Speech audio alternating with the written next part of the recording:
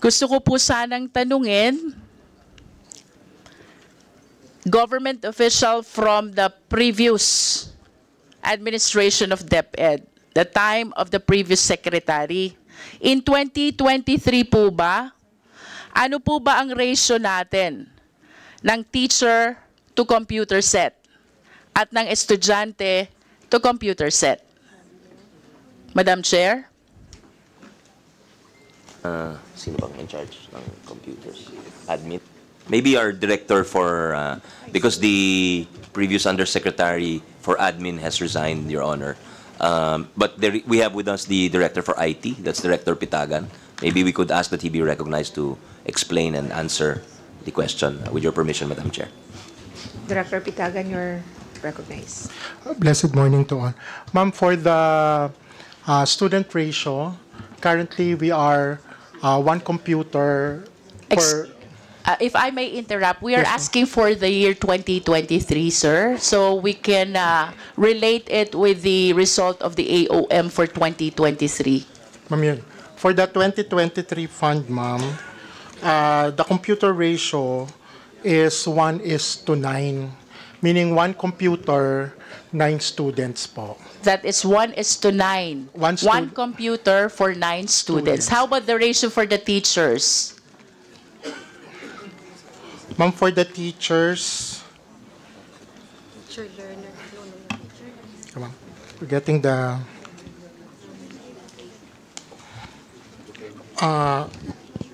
ma'am, the grand total dito po yung region is one computer is for 30 teachers.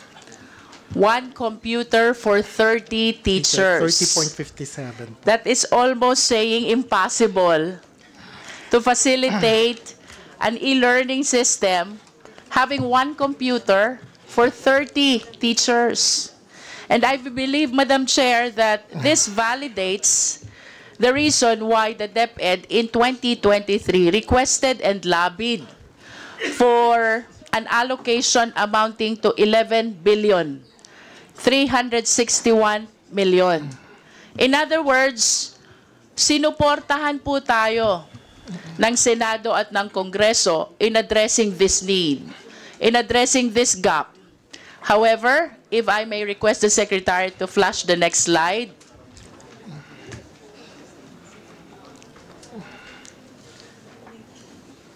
If I may invite your attention to the current appropriations.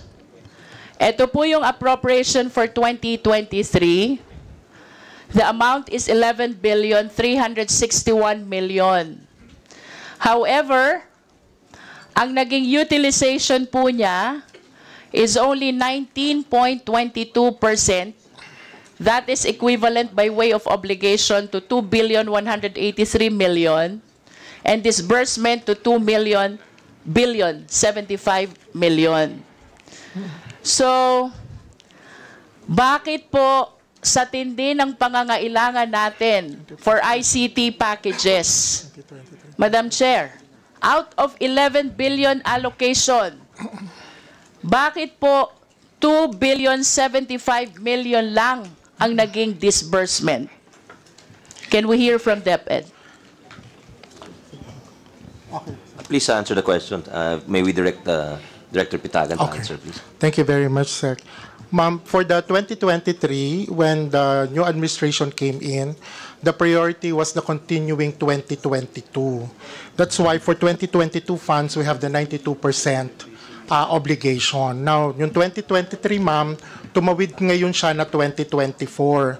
So right now... Madam Chair, if I may interrupt, Opo. Parang ang hirap pong i-appreciate nung naging explanation nyo na ang priority nyo is continuing, which is the budget from 2022.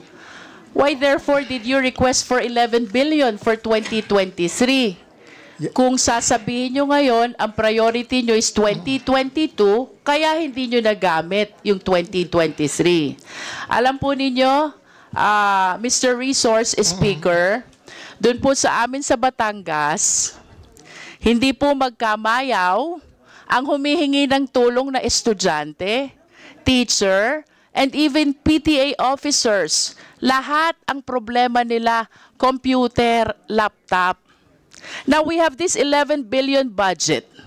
You requested this for 2023. Bakit po ang disbursement nyo 2 billion lang? Yun, ma'am. To answer the question po, in May 2024, nabili na po natin yung 2023 budget. Ang pending po natin, 95% na yung ating obligation. Kaya lang po hindi po nagre-reflect is because we are asking for the modification of the expense class from capital outlay to MOOE. Madam Chair, yun po bang May 2024 na sinasabi nyo, does this pertain to the 2 billion disbursement? Hindi, ma'am. This pertains to the 8 billion more na hindi pa na gagamit. So nasaan po yung 8 billion?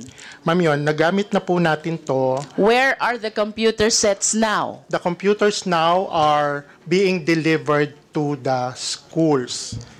Yung pong hinahanap nyo na 20... Who can validate that information that they are being delivered to schools?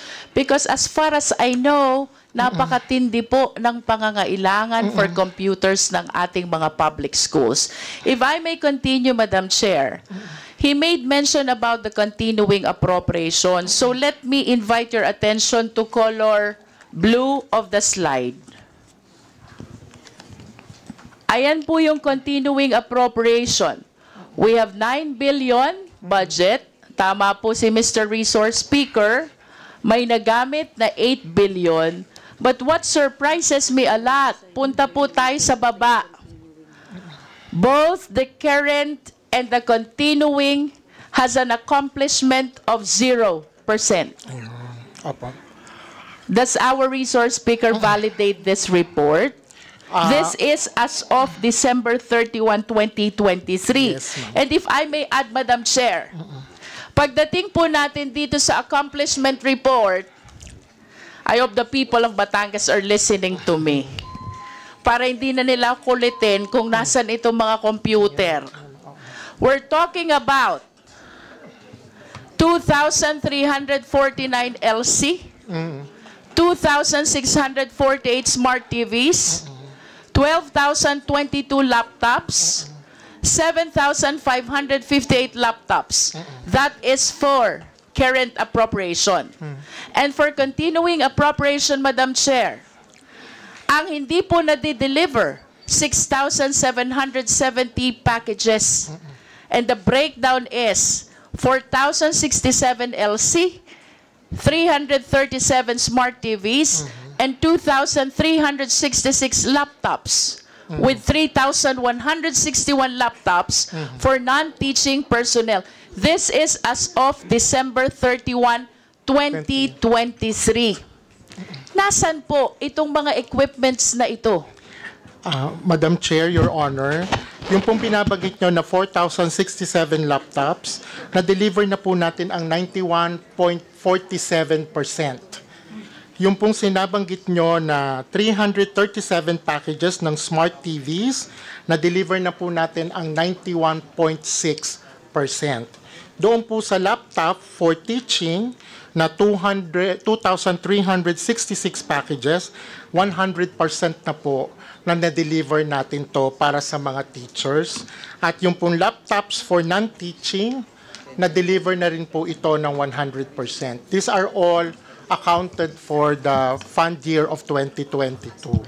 May we request the resource speaker to submit to us the documents proving all the delivery? Yes, ma'am. And can we go, Mr. Resource Speaker, to the current appropriation?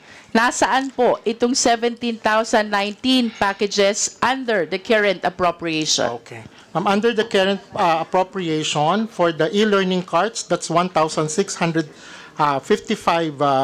packages. Medyo mababa pa po yung ating delivery dito, which is 3.44 delivery, because the contract, ma'am, the NTP was May to December. So ang target po before the end of the year, maibigay po yung lahat ng ELC. Sa STV naman, ma'am, it's the same. For 5,942 packages, it's 3.77% na po yung na-deliver. If I may interrupt, Madam Chair, in other words, the average percentage with respect to the delivery is 3% Yes, ma'am. out of the total number of packages. Yes, ma'am. Because the procurement of the current 2024 happened in January. Madam Chair, I hope that the DepEd, Mr. Resource Speaker, realizes that the specification when we talk about ICT change so fast. Hindi ko po alam kung paano nyo i-realize ito concerning the possible significant changes already with the specs of the ICT packages for which the current appropriation is originally allocated.